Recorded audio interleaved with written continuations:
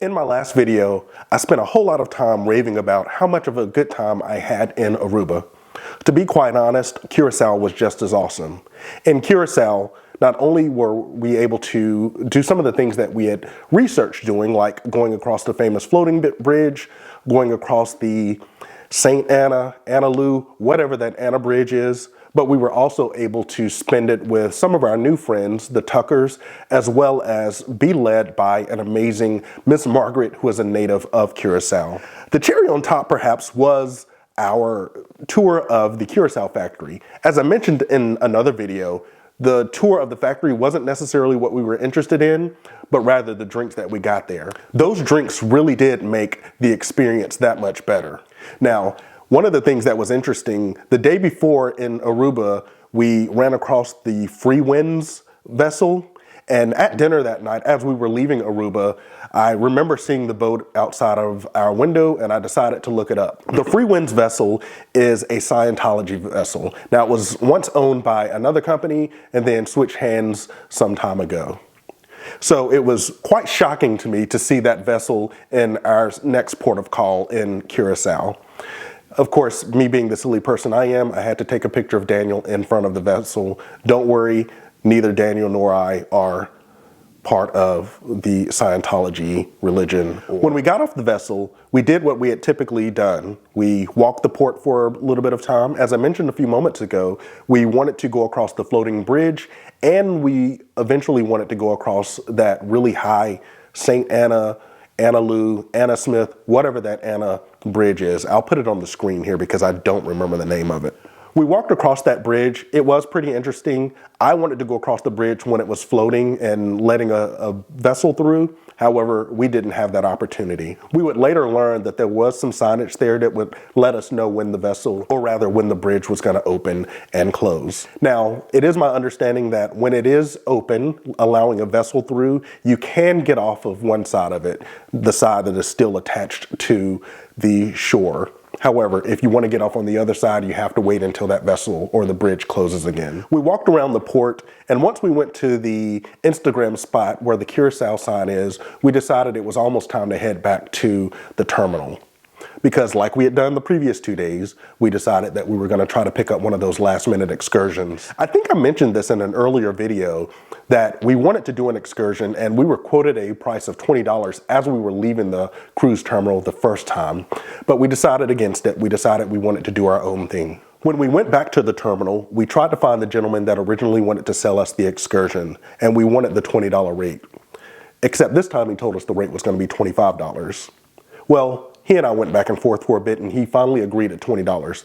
But when I said I wanted to cross the Anna Lou, Anna Smith, whatever that bridge is, he decided that it was going to be $25. I acquiesced, right, because it was just $5. I guess I was being difficult in that moment. He was nice, he was cool. So we got on this bus, and we waited a very, very long time. We waited so long, and I was so thirsty that I had time to get off of the bus and go get water and then come back and drink. I bought 3 bottles of water, 2 of which I drank and 1 I gave to Daniel. It was that hot outside. When we were on the bus waiting, we happened to see the Tuckers headed back to the ship. And in typical fashion, I had to get off the bus and yell across the terminal or the port and get their attention, and told them they should join us on the bus.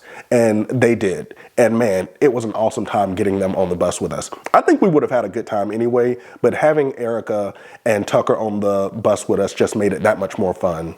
Now, the funny thing is, when we got on the bus, we got a few more people on. There was this couple that got on, or these 2 ladies that got on the bus with us, and they were giving Miss Margaret, who is our tour guide, and the bus driver a very, very, very, very hard time.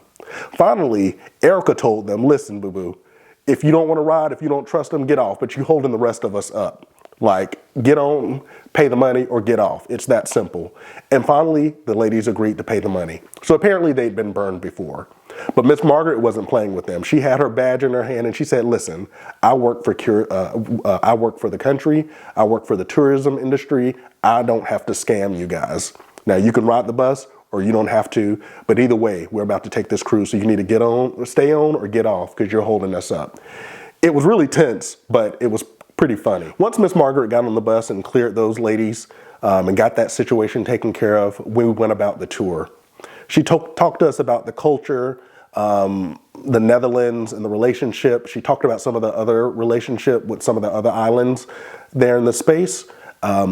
She took us and told us rather about the bridge that we had wanted to be on while it was moving. So again, we did get to walk across the bridge, but it was stationary and docked on both sides, or connected on both sides to the dock. One of the things that I was really terrified of doing, even though I wanted to do it, was going across that bridge, the really, really high bridge. Luckily, I sat in the back. At the same time, I was terrified. I'm like, oh my God, if something goes awry, there's no way for me to get off this thing, right? I can't jump out of a window. I can't jump out of a door because there's not a door or a window that I can open back here. Of course, we went off without a hitch. It was perfectly fine. One of my favorite parts was going to the Curaçao factory. Again, because we had some pretty awesome drinks there at the factory. Of course, we did buy some Curaçao. Don't know what we're going to use it in because we're not cocktail specialists, but we did get some anyway. And when I say we, I mean Daniel. Daniel doesn't drink. I'll end up drinking it in something. Our tour lasted us probably 2 to 3 hours, and we got to see some really cool things.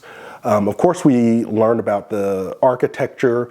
We learned about the different churches in Curaçao.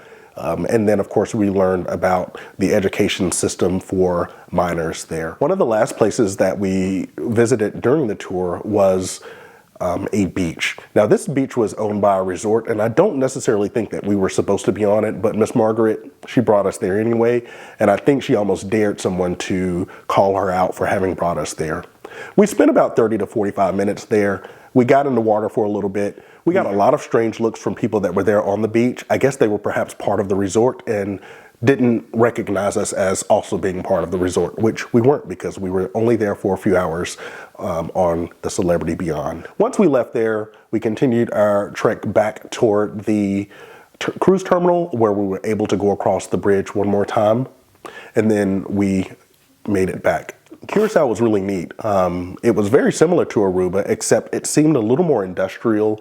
I would say it seemed a little busier and perhaps a little more cultural, right? There seemed to be a greater density of ethnic groups in Curaçao than what I saw in Aruba. I don't know that I have a whole lot more to say about Curaçao other than it was a great experience. We really, really enjoyed the information that Margaret shared with us about the country.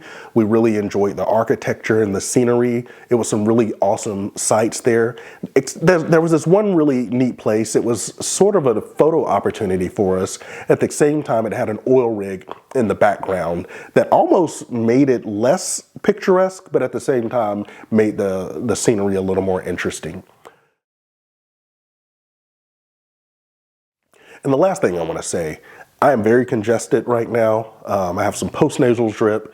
When I got to North Carolina, I'm at my best friend's house right now. Please say you like his Christmas tree or he'll call you a hater. Anyway, when I got to North Carolina a few days ago, I went straight to the urgent care because I got sick on the cruise. I had recovered. And then I started feeling sick again, got a COVID test, got a flu test. They said it was just some type of respiratory sinus infection or something like that. But I just want to say this. If you're sick, don't come to work.